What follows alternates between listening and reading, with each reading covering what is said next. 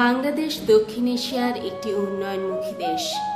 এখানে উন্নয়নের পাশাপাশি একদিকে যেমন প্রতিনিয়ত জনসংখ্যা বৃদ্ধি পাচ্ছে, তেমনিভাবে শহরাঞ্চলের বিস্তৃতি ঘটছে। ফলে বাড়ছে নানা ধরনের জৈব অজৈব বর্জ্য। আর এইসব বর্জ্য জমা হতে থাকে শহর এবং গ্রামাঞ্চলের নানা খাত হতে। এসব জৈব ও অজৈব বর্জ্য জনজীবনে এক বিশাল বোঝা হয়ে দাঁড়াচ্ছে ক্রমশ। বাংলাদেশে জনসংখ্যা বৃদ্ধির সাথে সাথে আবর্জনা বৃদ্ধি পাচ্ছে। এর সাথে মানুষের যে বর্জ্য, হিউম্যান এক্সক্রিট আমরা বলি, ফিকাল স্লাজ বলতে আমরা বোঝাই মলমূত্র যেগুলি আছে সেটাও বেড়ে যাচ্ছে। এবং দেখা গেছে বাংলাদেশের বিভিন্ন শহরাঞ্চলে এবং ইনক্লুডিং ঢাকা শহর, এটা একটা বিরাট সমস্যা দাঁড়াচ্ছে। কারণ এই বর্জ্য যে সৃষ্টি হচ্ছে, ফিকাল স্লাজ, মানুষের বর্জ্য, সেটা কিন্তু প্রপারলি ট্রিট করে এটাকে কোথাও নিষ্কাশন করা হচ্ছে না। এর ফলে আপনি দেখতে পাবেন যে নদী, খাল, বিভিন্ন জায়গায় এই মলমূত্র মানুষের চলে যাচ্ছে কোনো না কোনোভাবে।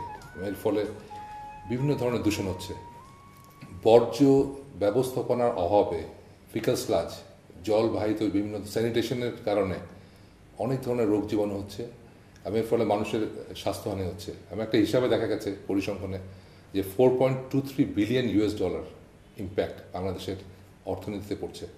তো আমরা অনেকদিন ধরে চিন্তা করছিলাম যে আসলে আমরা তো কঠিন বর্জনে কাজ করছি, কিন্তু এই কিভাবে এই হিউম্যান এক্সক্রিটা যেটা ফিকাল স্লাজ, এটাকে আমরা আমাদের কাজের ভিতরে আনতে পারি।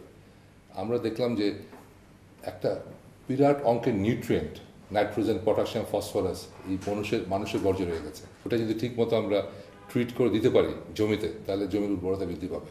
বাংলাদেশ সরকারের একটা গোল হচ্ছে 2014 সালের মধ্যে 100% স্যানিটেশন অ্যাচিভ করা। এখন যদি আমরা 100% স্যানিটেশন অ্যাচিভ করতে যাই, তাহলে এতদিন ধরে আমাদের ফোকাস ছিল যে আমরা টয়লেট বানাবো এবং সেপ্টিক ট্যাঙ্ক দিব, এটা দিয়ে আমরা 100% অ্যাক্সেস টু টয়লেট করে দেব। যে টয়লেটগুলো করার ফলে এই পিট ল্যাট্রিন বা সেপ্টিক ট্যাঙ্ক করার ফলে 2 বছর পর পর দেখা যাচ্ছে যে পিট ল্যাট্রিনগুলো ভরে যাচ্ছে, 3 থেকে 4 বছরের মধ্যে ভরে যাচ্ছে হলো আপনার সেপ্টিক ট্যাঙ্কগুলো। এখন এই ময়লাটাকে আপনি তুলবেন কীভাবে সেপ্টিক ট্যাঙ্ক বা পিট ল্যাট্রিন থেকে? তো বর্তমানে যেটা হচ্ছে যে আমাদের যখন পৌরসভাগুলোতে সেপ্টিক ট্যাঙ্ক বা পিট ল্যাট্রিনগুলো ভরে যায়, তখন আমরা মেথরগুলোকে হায়ার করি এবং মেথররা ম্যানুয়াল পদ্ধতিতে বালতির মাধ্যমে সেপ্টিক ট্যাঙ্ক বা পিট ল্যাট্রিন থেকে বর্জ্যগুলো তোলার পরে ওনারা ড্রেনে বা খালি জায়গায় ফেলে দেয় এবং আলটিমেটলি এই বর্জ্যটা কিন্তু চলে যাচ্ছে হলো নদীতে বা নালাতে এবং সেখানে গিয়ে কিন্তু একটা দূষণ সৃষ্টি করছে। বাংলাদেশে বর্তমানে 11টা সিটি কর্পোরেশন আছে এবং 315টার মতো পৌরসভা আছে। ঢাকার কিছু অংশ বাদে বাংলাদেশের কোনো পৌরসভাতে ফিকাল স্লাজ কালেকশন এবং ট্রিটমেন্টের কোনো ব্যবস্থা নাই। তো এই পরিস্থিতিতে ওয়েস্ট কনসার্ন 2012 সালে ইউএনএসক্যাপের সাথে একটা প্রজেক্ট হাতে নেয় এবং এই প্রজেক্টের উদ্দেশ্য ছিল যাতে আমরা বাংলাদেশে একটা মডেল তৈরি করতে পারি যেখানে এই সেপ্টিক ট্যাঙ্ক বা পিট ল্যাট্রিনের বর্জ্য, যেটাকে বলা হচ্ছে ফিকাল স্লাজ, সেটাকে আমরা পরিবেশসম্মত উপায়ে সংগ্রহ করতে পারি বাড়ি থেকে। সংগ্রহ করার পর এটাকে আমরা ট্রিট বা পরিশোধন করতে পারি এবং তারপরে এটাকে যেন রিইউজ করা যায়। আমরা যখন প্রজেক্ট শুরু করলাম তখন এই প্রজেক্টের ভিতরে আমাদের 3টা পার্ট আছে। একটা পার্ট হচ্ছে যে আমরা বাড়ি থেকে সেপ্টিক ট্যাঙ্ক বা পিট ল্যাট্রিন যেগুলো আছে সেখান থেকে আমরা মেকানিক্যাল পদ্ধতিতে সাকশন করব ওই বর্জ্যটাকে পিট বা সেপ্টিক ট্যাঙ্ক থেকে। তারপরে ব্যাপারটা হচ্ছে যে এটাকে কালেকশন করার পরে যেটা কালেকশন করা হচ্ছে সেটা করা হচ্ছে ভ্যাকিউট্যাগের মাধ্যমে। ভ্যাকিউটা কিছুই না, একটা ট্র্যাক্টর বা ট্রাকের পিছনে একটা কন্টেনার লাগানো থাকে যেটার লম্বা পাইপ থাকে, ওই পাইপটা যায় পিটের ভিতরে বা সেপ্টিক ট্যাঙ্কের ভিতরে এবং ওটা সাকশন করে নিয়ে আসে এবং সেইখানে কিন্তু কোনো দূষণ হয় না। এই কাজটা যখন করা হয়, এটা দিনের বেলায় করা হয়, কোনো দুর্গন্ধ ছড়ায় না, মেকানিক্যাল পদ্ধতিতে সাকশন করে নিয়ে নেওয়া হয়। চাক ট্যাঙ্কি পরিষ্কার আর এই ট্যাঙ্কি পরিষ্কারের জন্য এখন যে অল্প বয়সে কাজ করতে পারছি, এক সুবিধা। আর তাছাড়া হচ্ছে যে ওই সময়ে ওই মল বা এই যে ময়লা, এটা ওরা যে সময় পরিষ্কার করত সেই সময় আশেপাশে হয়তো আমার এই বাসার আশেপাশে কোনো ফাঁকা জায়গা থাকলে সেখানে এটা দেওয়া হতো। ফলে তখন সেখানে মানে দুর্গন্ধ ছড়ায়। আর এই প্রজেক্ট হওয়ার ফলে এখন দেখা যাচ্ছে যে গাড়ি তুলে নিয়ে যাচ্ছে, যার ফলে আশেপাশে এটা কোনো দুর্গন্ধ ছড়াচ্ছে না। আমরা এই বর্জ্যটাকে আমরা নিয়ে যাই ট্রিটমেন্ট প্লান্ট। এই ট্রিটমেন্ট প্লান্ট একটা পাইলট প্লান্ট তৈরি করা হয়েছে কুষ্টিয়া শহরের ল্যান্ডফিল সাইটে, এবং কুষ্টিয়া পৌরসভা এটা যেন জায়গা দিয়েছিল আমাদেরকে, এবং সেখানে 3টা টেকনোলজি ইউজ করা হয়। প্রথমটা হচ্ছে বর্জ্য সংগ্রহ করার পরে এটাকে আমরা ড্রাইং বেড আছে। ড্রাইং বেডের উদ্দেশ্যটা হচ্ছে যে বর্জ্য আমরা কালেকশন করি সেপ্টিক ট্যাঙ্ক প্রি-ট্র্যাকিং থেকে, তার মধ্যে 95% থাকে পানি আর 5% থাকে হলো সলিড ম্যাটার ম্যাক্সিমাম। তো এই ড্রাইং বেডের উদ্দেশ্যটা হচ্ছে যে সলিড এবং লিকুইডটাকে সেপারেট করা, এবং এই ড্রাইং বেডটা একটা স্যান্ড বেড ফিল্টার, যেখানে প্রথমে আমরা এই স্যান্ড বেড এবং গ্র্যাভেল দেওয়া আছে। যখন আমরা বর্জ্যটা কালেকশন করে নিয়ে আসি তখন প্রথমে এই ড্রাইং বেডে এটাকে ফেলা হয়। ড্রাইং বেডে 10 থেকে 15 দিন থাকার পরে দেখা যায় যে সলিড ম্যাটারগুলো উপরে ড্রাইং বেডের উপরে জমা হয়ে যায়, একটা আস্তরণের মতো জমা হয়ে যায়, এবং নিচে ওই যে স্যান্ড এবং গ্র্যাভেলের যে ফিল্টারটা আছে ওখান থেকে এই যে 90% যে থাকে 95 পানি, এটা গিয়ে জমা হয় একটা ট্যাঙ্কে। এই ট্যাঙ্কের মধ্যে জমা থাকার পরে আমাদের কাজটা হচ্ছে যে এই যে পানি জমা হলো ড্রাইং বেড থেকে, যে পানি জমা হলো ট্যাঙ্কে, এটাকে বলা হয় পার্কুলেট। এই পার্কুলেট কিন্তু অত্যন্ত একটা হাইলি পলিউটেন্ট একটা পানি। এটাকে যদি আমরা ট্রিট না করে ছেড়ে দিই নদীতে বা নালাতে, তাহলে কিন্তু পানি দূষণ হওয়ার সম্ভাবনা থাকে। সো আমরা যেটা করেছি এই প্রকল্পে, ড্রাইং বেড থেকে সলিড এবং লিকুইড সেপারেট করার পরে লিকুইডটাকে রাখা হচ্ছে একটা ট্যাঙ্কে। ওই ট্যাঙ্ক থেকে পরে এটাকে ট্রিটমেন্ট করা হচ্ছে কোকোপিট ফিল্টারের মাধ্যমে।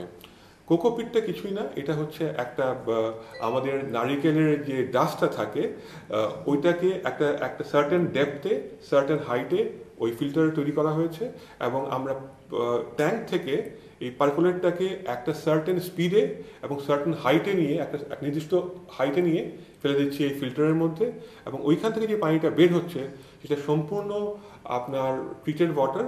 এবং আমরা গত 1 বছর ধরে এই পানির আমরা স্ট্যান্ডার্ড, যেটা বাংলাদেশ সরকারের স্ট্যান্ডার্ড আছে পানিটাকে যে ইরিগেশনে ব্যবহার করার জন্য বা নদীতে ফেলার জন্য যেই মানদণ্ড দেওয়া আছে এনভায়রনমেন্ট কনজারভেশন অ্যাক্টের, তার মাত্রার মধ্যেই থাকে। সেকেন্ড বিষয়টা হচ্ছে যে আমরা ফিকাল স্লাজটা লিকুইডটাকে ট্রিট করে ফেললাম কোকোপিট ফিল্টারের মাধ্যমে। যে সলিড পার্টটা জমা হলো ড্রাইং বেডের মধ্যে 10 থেকে 15 দিন রাখার পরে এটাকে কিন্তু আমরা তুলে ফেলি। স্কুপ করার পরে এটাকে আমরা নিয়ে যাচ্ছি পাশেই যে কম্পোস্ট প্ল্যান্টটা আপনারা দেখেছেন ওখানে নেওয়া হচ্ছে, এবং ওইখানে এই শুকনো ফিকাল স্লাজ বা মানুষের যে হিউম্যান ওয়েস্টটাকে 1:3 রেশিওতে মিক্স করা হচ্ছে। গৃহস্থলীর আবর্জনা সলিড ওয়েস্টের সাথে মিক্স করা হচ্ছে 1:3 রেশিওতে। মিক্স করার পরে এটাকে এরোবিক পদ্ধতিতে এটাকে কম্পোস্ট করা হয়, এবং 45 থেকে 70 দিনের মধ্যে গুড কোয়ালিটি কম্পোস্ট তৈরি হচ্ছে। এটার স্ট্যান্ডার্ডের সাথে কমপ্লাই করে কিনা সেটা করার জন্য আমরা SRDI, ঢাকা ইউনিভার্সিটির সয়েল সায়েন্স ডিপার্টমেন্ট এবং ওয়েস্ট কনসার্নের ঢাকাতে নিজস্ব যে ল্যাবটা আছে এখানে আমরা গত 1 বছর ধরে টেস্ট করেছি, এবং প্রত্যেকটা ব্যাচ বাংলাদেশের যেটা সার আইনে যেটা কম্পোস্ট স্ট্যান্ডার্ড ওর সাথে কমপ্লাই করে। সুতরাং এই প্রজেক্টের মাধ্যমে আমরা হিউম্যান ওয়েস্টকে, ফিকাল স্ল্যাজকে, যেটা আগে ছিল পলিউটেন্ট, যেটা মাকসুদ ভাই বললেন যেটা একটা সমস্যা ছিল, সেটাকে কিন্তু অল্প খরচে ডিসেন্ট্রালাইজড ওয়েতে আমরা এটাকে ট্রিট করতে পারি। এবং দুটো জিনিস পাচ্ছি, একটা হচ্ছে কম্পোস্ট, যেটাকে ব্যবহার করা যাবে কৃষিতে, যে পানি বের হচ্ছে সেটা ট্রিটেড, সেটাকে ব্যবহার করা যাবে ইরিগেশনের জন্য, অথবা আপনি ইউজ করতে পারেন মাছ চাষের জন্য। বর্তমানে এই প্রজেক্টটা কিন্তু ইমপ্লিমেন্ট করছে হলো কুষ্টিয়া পৌরসভা।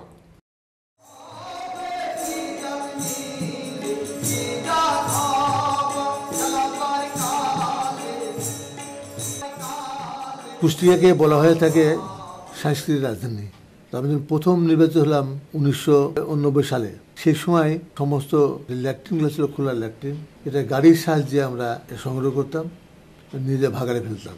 প্রথম এসে আমার স্লোগান ছিল, এই বিংশ শতাব্দীতে একটা মানুষের মল 8টা মানুষ মাথায় করে টানবে না। এটাই ছিল আমার লক্ষ্য, এবং সেই লক্ষ্য নিয়ে আমরা শুরু করেছিলাম টুপিন ল্যাট্রিন। এবং টুপিন ল্যাট্রিনে কাজ করতে করতে ইতিমধ্যে মরহুম কামরুজ্জামান সিদ্দিকী সাহেব আমাদের একটা ভ্যাকুটার দিল। সেই ভ্যাকুটারটা দিয়ে আমরা কাজ শুরু করি 2004 সালে।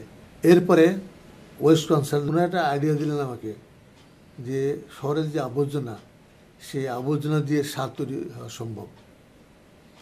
তখন থেকে আমি অত্যন্ত ইন্টারেস্ট হয়ে গেলাম যে আবর্জনাগুলো তো আমরা আবর্জনায় মনে করি, এবং আবর্জনা রাখাও আমাদের জন্য একটা সমস্যা সৃষ্টি হয়ে গেল। তখন তাদের পরামর্শক্রমে এবং সেই সঙ্গে সঙ্গে পরিবেশ অধিদপ্তরের সাহায্য সহযোগিতা নিয়ে আমরা কাজটা শুরু করি।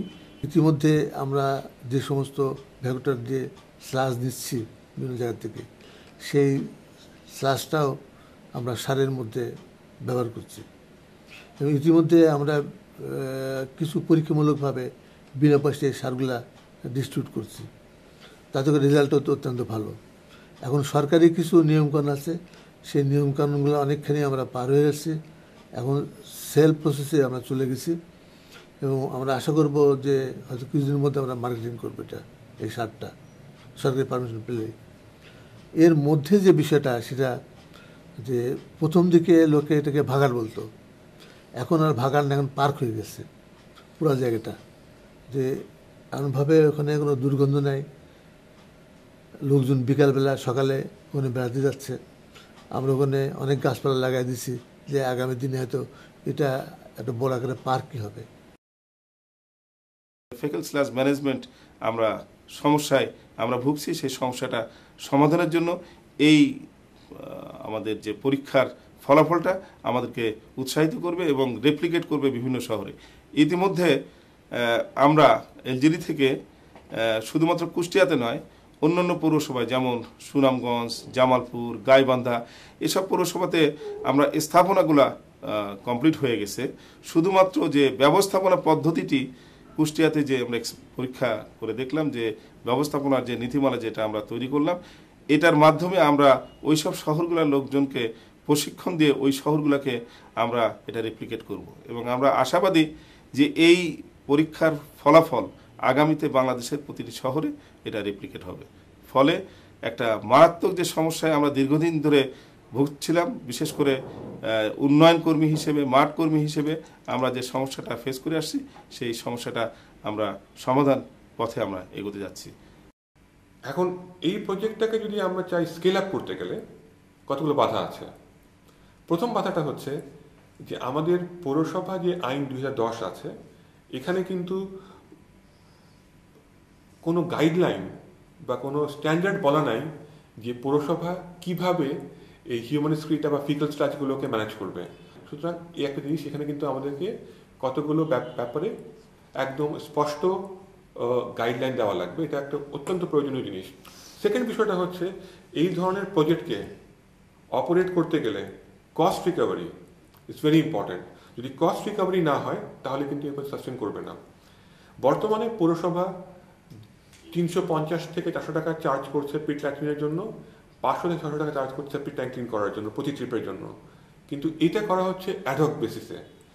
এটাকে যদি আমরা সাস্টেন করতে চাই তাহলে আমাদের পৌরসভা আইনে পরিবর্তন আনতে হবে। একটা প্রথম পরিবর্তনটা হচ্ছে, পৌরসভা আইনে বলা হচ্ছে পৌরসভা পানির জন্য চার্জ করতে পারে একটা ফি, পৌরসভা চার্জ করতে পারে হলো আপনার বর্জ্য কালেকশনের জন্য, সেটাকে বলা কনজারভেন্সি ফি, ওয়াটার ট্যাক্স দেওয়া আছে, স্ট্রিট লাইটিংয়ের জন্য চার্জ করতে পারে।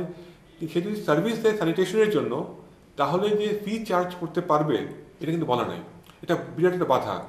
তো যদি আমরা চেষ্টা করতেছি এই প্রজেক্টের মাধ্যমে যে পৌরসভা, কুষ্টিয়া পৌরসভা কত টাকা চার্জ করলে তার যে খরচটা হচ্ছে অপারেশন মেনটেন্যান্সের খরচ প্লাস কিছু প্রফিট করতে পারে, যাতে তারা এই পাইলট প্রজেক্টের আওতা বাড়াতে পারে সারা শহরে, সেই জন্য আমরা একটা বিজনেস প্ল্যান তৈরি করেছি।